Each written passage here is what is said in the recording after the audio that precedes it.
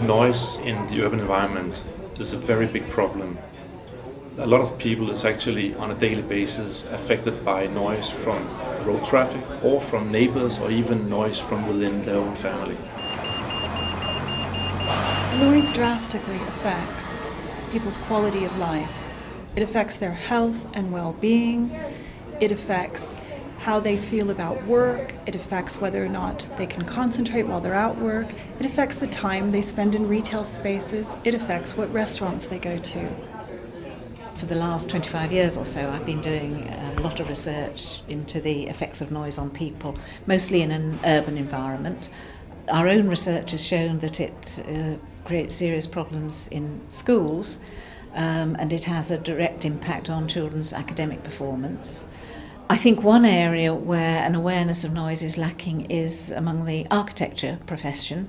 Architects are obviously very concerned with the visual impact of buildings, and I think quite often they design for maximum visual performance at the expense of acoustical performance. Unfortunately, the two things can be incompatible.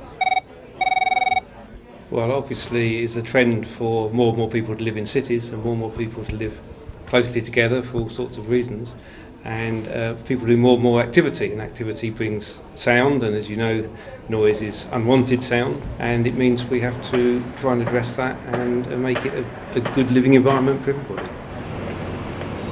I can speak for the city of Brighton and Hove. It's a big problem for us, and as a city the residents were telling us they wanted us to do something about it. We tried to tackle noise in one of our most chaotic areas of the city by ironically creating some noise or sounds. We changed what's termed as the soundscape of that area, not playing music, not playing classical music or anything like that.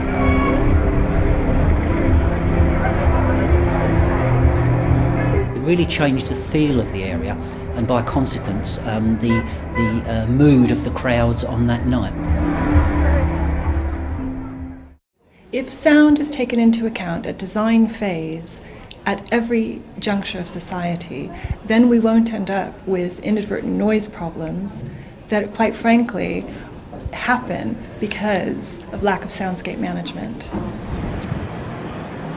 I believe that in order to really do something about acoustics in buildings, ultimately it's down to you and I being aware how good a building could be, and therefore when we renovate our house or build a new house, ask for acoustics to be taken into account when the building is already designed.